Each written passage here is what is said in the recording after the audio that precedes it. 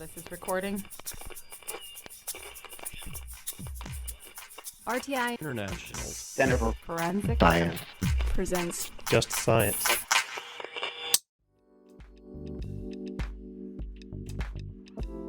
Welcome to Just Science, a podcast for forensic science professionals and anyone who is interested in learning more about how real crime laboratories work. In episode 4 of the Improving the System season, Just Science interviews Sarah Chu, Senior Advisor on Forensic Science Policy at the Innocence Project, about their work to end wrongful conviction. Organizations like the Innocence Project work tirelessly to put an end to wrongful convictions. They rely on people familiar with both policy and forensic science, people like Sarah Chu. Listen along as she discusses the Innocence Project and the impact that it has had on the criminal justice system in this episode of Just Science. The recording originally took place on May 5th, 2018, and some data may have changed since then. This season is funded by the National Institute of Justice's Forensic Technology Center of Excellence. Here is your host, Dr. John Morgan. And welcome to Just Science, the podcast for forensic science professionals. I'm John Morgan, your host. I'm with NIJ's Forensic Technology Center of Excellence and the Center for Forensic Science at RTI. If you're listening to Just Science, thank you for listening. I hope you're subscribing on the channel on which you're getting this podcast from. And today we have with us somebody who is very much committed to that issue and from an organization that has had an enormous impact on forensic science over the last few decades. We have Sarah Chu with us from the Innocence Project. Sarah started with the Innocence Project in 2008 and is the senior advisor on forensic science policy there, supporting policy work that focuses on improving the validity and reliability of forensic science. Before joining the Innocence Project, she worked in executive search and was a middle school science teacher in the New York City public schools and also represents her community on a local community board. During her academic career, she published work in plant biology and musculoskeletal epidemiology. So she actually comes from the science side with a bachelor's degree from UC San Diego in biochemistry and cell biology and a master's in biology and a master's in epidemiology from Stanford University. Welcome to Just Science. Thanks, John. Of course, I used to be in the world's biggest law firm at the Justice Department back a while ago now, and we were all scientists, and it was very unusual to be a scientist. Do you find it interesting or a challenge to be a scientist among all the lawyers at the Innocence Project? As a scientist at the Innocence Project, what I've really appreciated is that the work that we've been doing, the policies that we pursue are evidence-based, and that's been an important part of how we develop our policy efforts. And so in that sense, I've felt that I've been able to exercise my scientific muscles, and at the same time, it's been really instructive for me to see the criminal justice system from the perspective of attorneys and how they think through issues and what's possible and not in the course of litigation. So from the legal perspective, things are a lot harder than they seem, and from the scientific perspective, things are a lot harder than they seem. In terms of moving, either the legal or scientific world, it's been really helpful to have kind of this dichotomy of experience. I really appreciate people who are able to straddle two very different worlds like that. And I think that you're at a very key position in that regard. A lot of people in the forensic science community say, hey, we're the forensic science community over here, and the Innocence Project is this thing over there. And for at least the next, half hour, 40 minutes, or however long we do this podcast, I want everybody to kind of step inside your world, which is trying to bring those two things together to try to make forensic science better. And something that I think is a challenge for everyone who works in the criminal justice system, and specifically for those with an interest in forensic science, is just how different the legal and the scientific worlds are, and that in developing this field called forensic science, we've really kind of taken oil and water and thrown them together and try to mix them up and expect things to work without I was just about to get into something really nerdy and say, like, without the proper multiplication or something. But science and law are really different. And so, of course, there's going to be conflict, and of course, there are going to be issues that require a lot of work to solve. And unfortunately, in the past, there hasn't been this multidimensional, multi-stakeholder, and kind of diverse stakeholder approach to the issues in the criminal justice system. And that's one of the great things that the 2009 NAS report has facilitated. The report committee itself was composed of diversity of stakeholders with a supermajority of scientists and forensic scientists, which I think is really important. So I think that our concept of the scientific community in forensic science and the people who need to be at the table and the people who should be opining and advising on the work that forensic scientists do, how the work is integrated into the system, has become more complex and richer since 2009. Well, I think it's very interesting because the criminal justice system in general is based on people who are making, their own judgment on the basis of almost their own opinion or viewpoint. Forensic scientists really are one of the few places, if not maybe even not the only place, where we're trying to really decide this is going to be something objective. We're going to scientifically determine something, and our intention is to have, as you put it, validity and reliability in what we're saying in a way that's very different from anybody else in the system. I think it was inevitable because of that forensic science was going to get right into the middle of the issues that Innocence Project really highlighted, which is that, hey, there's people here who are being put in prison who were innocent, and the system let them down. And it was the power of that message from the scientific community through forensic science. That, hey, there's objective truth that can be dealt with in some cases that allows us to be more just than we would be otherwise. Right. And I think that that's something that Barry and Peter discovered early on, that foundationally valid and valid as applied DNA evidence had the power to be the neutral, objective, and accurate truth teller in the criminal justice system. And forensic DNA has revolutionized what we know about the criminal justice system. It's kind of revealed the areas that we didn't know were issues in the first place. And we now know that DNA isn't present in most cases. So for that reason, the Innocence Project has a focus on improving non-DNA forensic science, because there are so many other cases that need to be solved and can only be solved with non-DNA forensic science. So let's take a step back and look at the cases in which the Innocence Project has identified an exoneration post-conviction. So what's the tally at right now? Do you know what the exoneration telethon has reached at this point?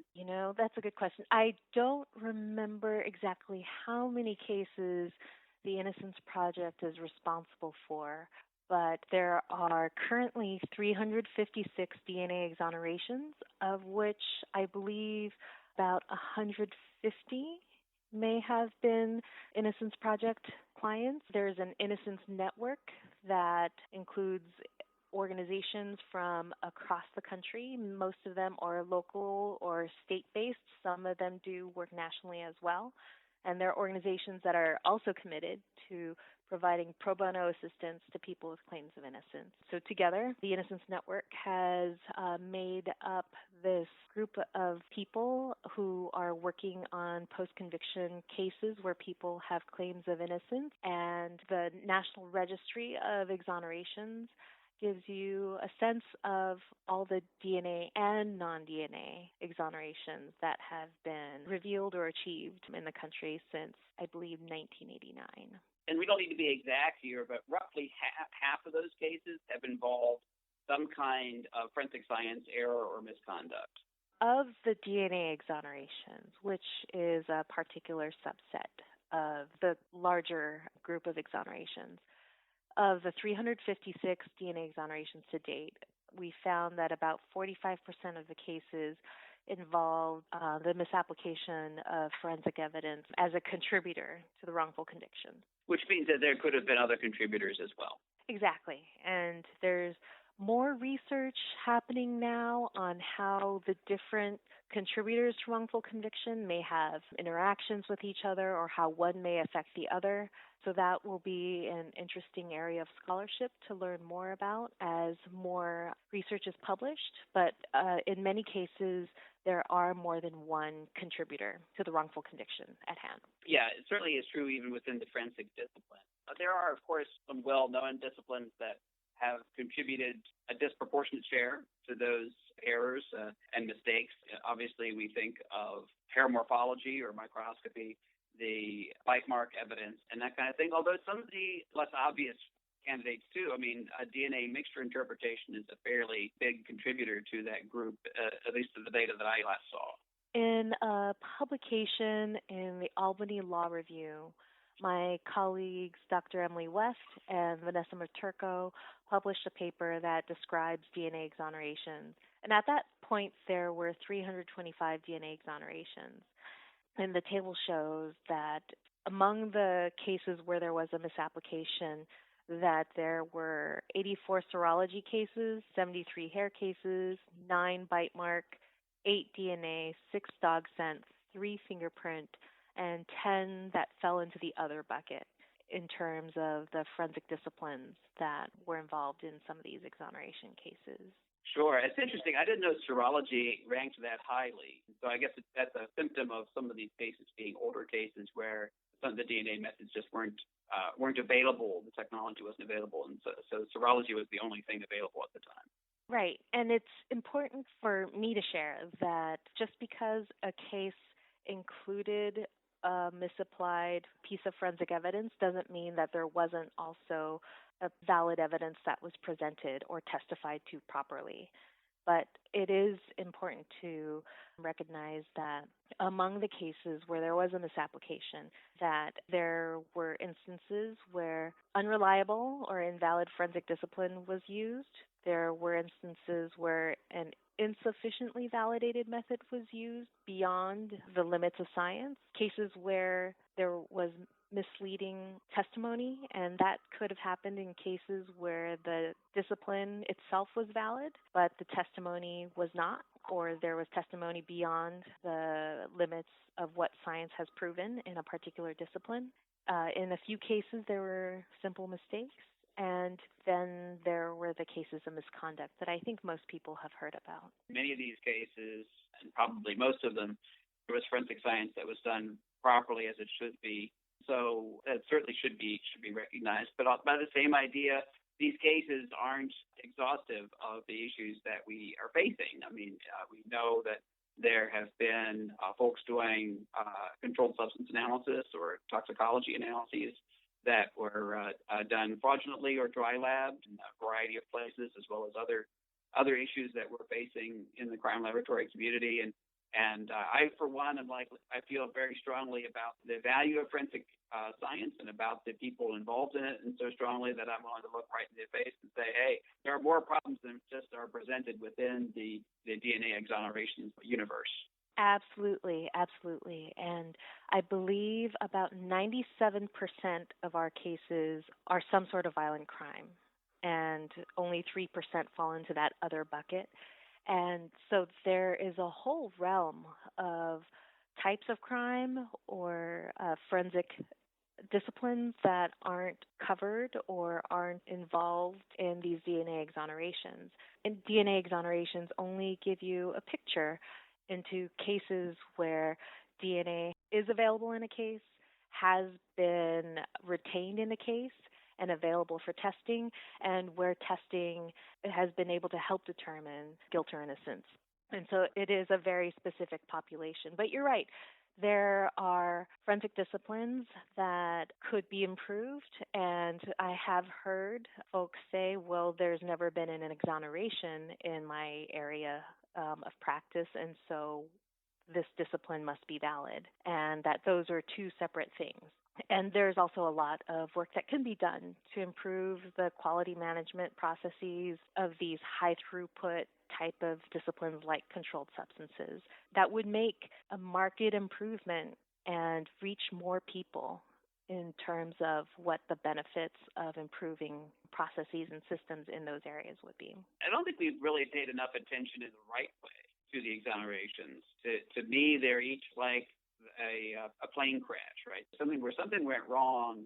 And as an engineer, I appreciate the fact that this is a great opportunity to learn. Here's something we can learn from and then do better the next time on so that we don't make another mistake. I'm not thrilled that there was a mistake, but I'm excited about the opportunity to learn from it and improve our practice that way. Yeah, and errors and mistakes don't have to be controversial, and they don't have to be called a scandal. And unfortunately, that's the fear of addressing error in forensic science and in the criminal justice system as a whole. We have to train our system to be able to deal with errors in an open and transparent way. And I would submit that controversy or the media echo chamber that people fear, it's not based on the existence of the problem. That all of these things are fed by the resistance to correcting the problem. That statement is almost why I wanted you in particular on, Sarah, because I think a lot of folks in forensic science, as we alluded to, this us and them thing with the Innocence Project, and sometimes the rhetoric has been difficult for forensic scientists to listen to because it has been more rhetoric, more heat than light on some of these issues. As an example, Dwayne Jackson was a young man who was exonerated by the Las Vegas Metro Police Department Crime Lab when they discovered through a subsequent case that there was inadvertent sample switch that resulted in the identification of the wrong person in the case. The lab handled it in a remarkable way. They put out a press release. They put out a YouTube video where everyone along the chain of responsibility took ownership for the error that happened. The criminal justice system in the Las Vegas Metro jurisdiction, they compensated Mr. Jackson, and they were incredibly responsive in a transparent way that was really unique. And I hope that they felt that by approaching it with transparency and with the thoughtfulness that they did, and by owning the mistake that happened and not pointing fingers at individual analysts, at the end of the day, now that they've practiced this process, they found that it was not as painful as they thought it might have been. And the press that came from Dwayne Jackson's exoneration was very different than what you might see right now in the state of Massachusetts, covering the Annie Dukin or the Sonia Farrick cases. In this whole context, Innocence Project obviously has a very unusual place, and of course you have a front row seat here. How does the Innocence Project view its role in forensic science improvement, and where are you all looking to see very specific changes in forensic science practice or policy? At the national level, we've been focused since the 2009 NAS report on pursuing the implementation of the principles of the NAS report. And in looking at the 13 recommendations, we decided to focus first on the recommendations that could only be done at the national level. So we focused on improving funds for federally funded forensic science research, that there be a system to establish standards for forensic practice that's based on that research or other evidence, and when possible, if there are quality management or process improvements that we could support that would benefit the forensic science system. That has been our focus at the national level. And more recently, we started to look at the state level. Now that the National Commission on Forensic Science is no longer in existence, there isn't a voice out there that represents the stakeholders in the criminal justice system on forensic science. And thankfully, we have the great example of the Texas Forensic Science Commission and RTI's State Forensic Science Commission report to help us as we are embarking on an effort to help states create independent entities that can institutionalize the duty to correct and duty to notify. So Sarah knows, and I don't know whether we actually haven't done a podcast with the State Forensic Science Commissions yet, so this is a great opportunity to talk about it. That I'm a huge supporter of the establishment of State Forensic Science Commission, in part to deal with this issue of stakeholders and getting their voice heard in the process, but also in terms of helping be an advocate for forensic science itself, to help crime laboratories access federal funds more efficiently, for them to get in front of state and local policy leaders more effectively, and also because that's where all the crime is being adjudicated. It really isn't at the national level. There is obviously some work there being done there. No matter what the National Commission had been able to do or not do, state commissions would still have a vital role to play in making the policy into reality. Right. And the state forensic science commissions can play a role in both ensuring justice and ensuring support for the forensic science service providers in the state. So we've been thinking a lot about where commissions could be located and how that would work within each state. It's incredible how diverse state oversight structures are. And the way that a commission is designed, through either its duties and responsibilities or perhaps through its specific location, they can become a platform for advocacy for forensic science support to ensure that laboratories are getting the funding that they need, but also to help laboratories promulgate practices to do what accreditation can't do. So for a long time, accreditation was looked at as the best form of oversight for the forensic science community. And what I think we've learned over the years is that it's really limited. It's a baseline for all operating laboratories for sure, and a laboratory couldn't exist without a proper quality management process. But accreditation is limited very much by the policies and protocols that a lab chooses to adopt. So Forensic Science Commission could help promulgate the best policies. It could help ease labs into adopting emerging science. It can help advocate for the funds that are needed to ensure and the implementation and the integration of this emerging science into the forensic laboratories. So the leadership, the accountability, the oversight, responsibilities that a Forensic Science Commission would have would be an incredibly important organizing point for forensic science in a state. The State Forensic Science Commission not only helps to pull together this idea of a quality management system, but it also is a way to promulgate some of the things that are research-based best practices or some of these national standards into place. One of the other things that you all have been involved in is professional certification, which is also something that a State Forensic Science Commission can help with. Texas is the first example, the statewide entity that is really requiring certification. And in the past, when we've had conversations with forensic science leaders, what we've been told is that competency, the demonstration of competency, is more important than organizational certification. And so certification hasn't been something that we have put on our front burner, and it'll be interesting to see how Texas handles it. They're planning on doing it in a very different way. And integral to the Texas certification program is probably one of the best code of professional responsibilities in the country. So I think even just bringing everyone to this consensus level of practice in accordance with their code of professional responsibility would be an incredible thing. Yeah. Well, we're recording this the week before the meeting of the American Society of Crime Laboratory Directors, and the theme this year is leadership. We've actually touched on several core aspects of it during the podcast here. One, of course, is this issue of learning from errors and having an open and transparent way to air out errors and being willing to be confident about that and let that happen.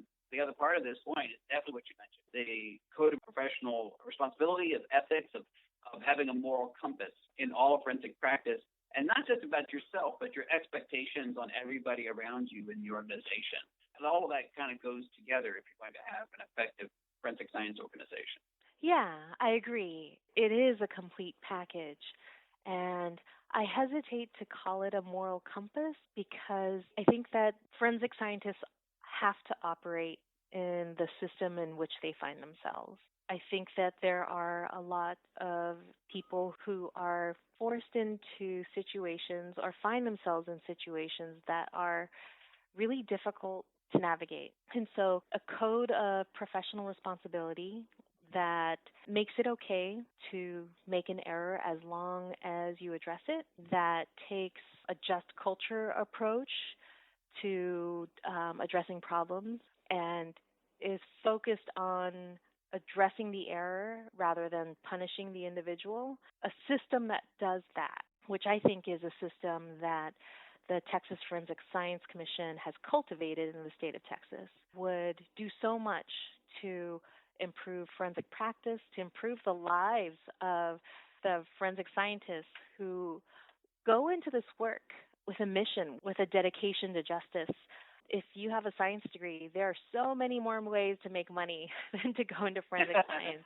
And right. The people who do are really committed to what they believe forensic science means to the criminal justice system and what they want to do in terms of being able to practice their science in a way that improves lives. And so I think that creating these error-embracing systems is important for improving the quality of work life for forensic scientists. If you look at Texas, one of the ways that it's done that is that the commission has changed the culture in Texas.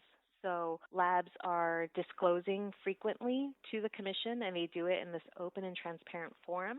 The commission actually had to create a policy on what you do and don't disclose because they were getting too much disclosure from laboratories. But most of the time, by the time a lab has disclosed to the commission in a timely way, they've already started thinking about the corrective actions and the number of cases that they're going to review. And so there's this instant application of the duty to correct, and the commission has taken on the duty to notify. And if you look at the kind of work that they're doing, they are doing a statewide review of DNA interpretation. Texas is the seat of bite mark comparison, and the commission has recommended a moratorium on the use of bite mark comparison. There are a number of cases that they've investigated that have called into question tens of thousands of cases, and in any other environment, one of those instances alone would have generated unending press and calls about scandal. But because the Forensic Science Commission takes each one of these problems on, everyone in the community there, the stakeholders, the forensic scientists, law enforcement, the defenders, the prosecutors, take a collective deep breath together, and they push forward with the hard work of the investigation, the corrective actions, and the notification. And at the end of the day, you have a system whose citizens are more confident in the forensic product that they encounter in the criminal justice system. Another example that I hope that laboratories will aspire to is how the Houston Forensic Science Center deals with errors. So something that I feel strongly about. Whenever we talk about the duty to correct and notify, about the importance of audits and notifying individuals, the pushback is always, but that's going to take so much time, it's going to take so many resources. Well, it only does if you don't have an adequate quality management system. If you have a functional and vigilant quality management system, most of the time these errors and sometimes misconduct get caught right away. And so you're only dealing with a handful of cases. You're not dealing with an overwhelming number of cases. And something that the Houston Forensic Science Center has done is when they have a nonconformity or an error or an act of misconduct that has affected the integrity of a case, they send out a press release. I get a press release in New York City from the Houston Forensic Science Center that describes the problem and how they're going to address it. And then it gets reported to the Texas Forensic Science Commission as well. And so there are multiple points of transparency. And I think it's a incredibly brave way to talk about error, but at the same time, you've seen how this laboratory has addressed the problems, and it was only in the case of misconduct where an individual was disciplined for their role in a laboratory problem. But in all other cases, there were corrective actions that looked at the point of delivery or the specific issue that needed to be corrected at the system level to prevent that problem from happening again. Houston is a good example of how the use of some of the mechanisms that look at being proactive about error can help you in a variety of other ways, either through your quality management system or elsewise. So we actually work with Houston on some of their activities in this regard with respect to toxicology. So we some samples in urine or in blood for them. And one of the things they found was that just by happenstance, they had a freezer that failed, along with hundreds of forensic samples. And it happened to be that some of the blind samples associated with their program to ensure quality through blind testing were in those freezers as well. By checking those against what was known should have been in those samples, they were able to validate the reliability of the remaining forensic case samples as well. So one of the things that's good about being proactive is that you have mechanisms in place that you wouldn't necessarily have otherwise that allow you to maintain your operations, be more efficient, get ahead of problems before they occur. It makes you a truly a quality management system, in my view. Because a true QMS is more than just about the paperwork. It's also about how you are identifying and dealing with the problems that inevitably will arise when you're doing technical work. Absolutely, absolutely.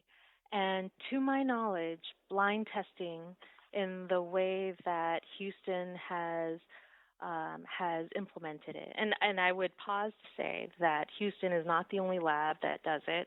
Harris County and the Defense Forensic Science Center have also implemented some blind testing. But Houston is the only laboratory that has committed to it with a goal of 5% of their workflow in all of their accredited disciplines. And when they've done that, they've also been able to determine when the problem with the evidence happened outside the lab.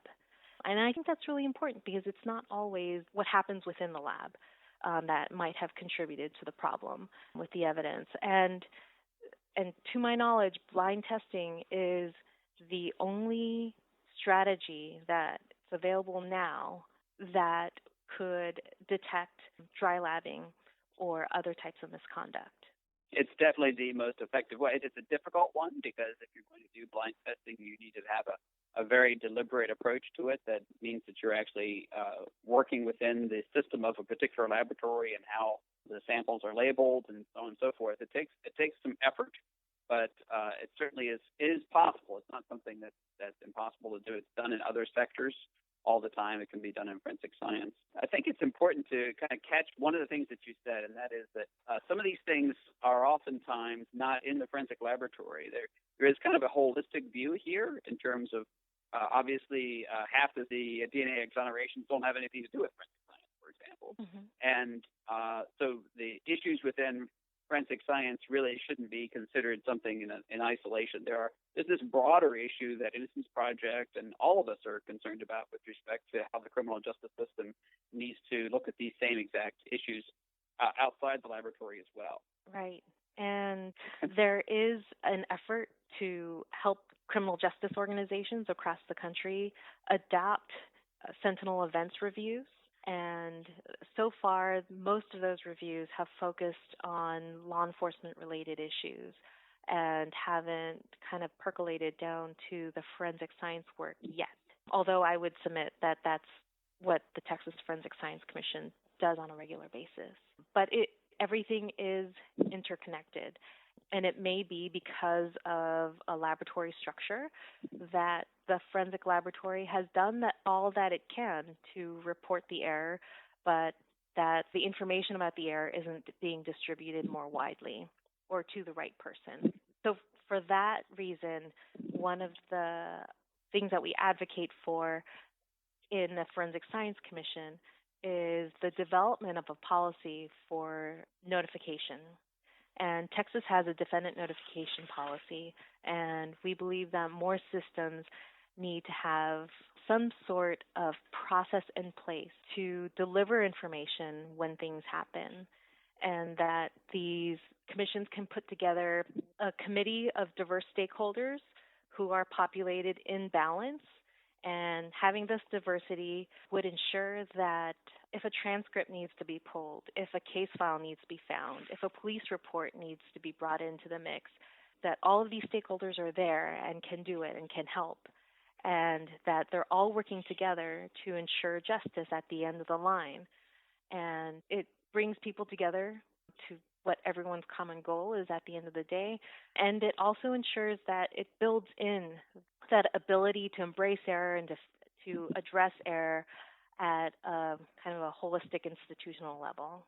So that brings us full around, because in my view, I think sometimes when I hear young people say they want to get into this or that aspect of policy and that kind of thing, one of the things I tell them is to learn from science, because science learns how to be interdisciplinary. If you're going to be successful in a particular branch of physics, oftentimes the thing you need to do is work with a biologist or a chemist or whomever, and that's just taken for granted now in the scientific community, that ability to sort of work outside. You have your specialization, certainly, but the ability to work outside with your colleagues who have complementary expertise is important. And I think this is true.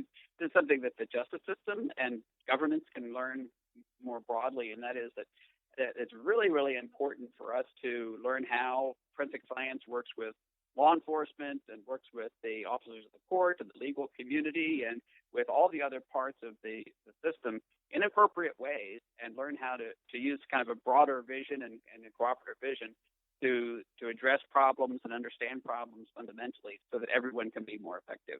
Right.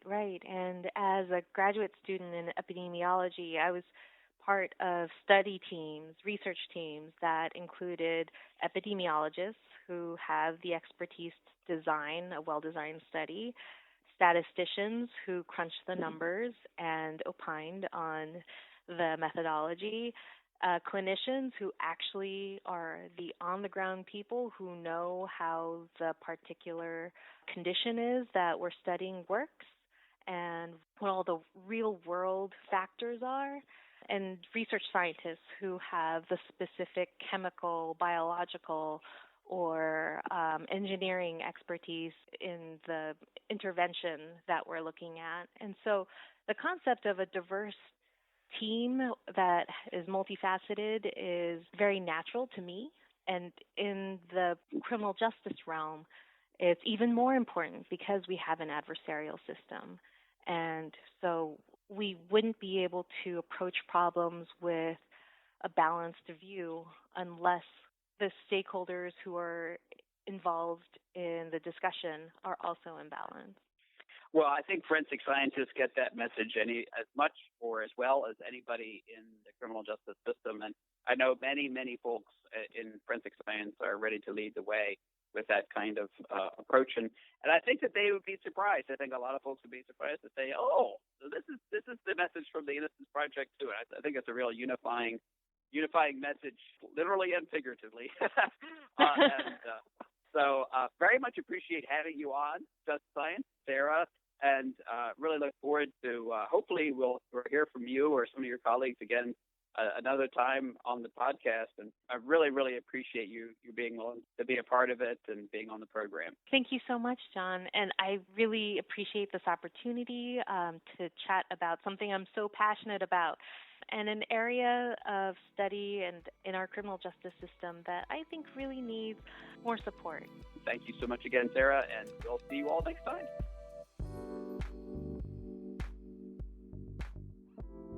This episode concludes our Improving the System season. Stay tuned for our next season, NIJ Research and Development, which will be recorded at the 2020 AFS Annual Scientific Meeting. Opinions or points of views expressed in this podcast represent a consensus of the authors and do not necessarily represent the official position or policies of its funding.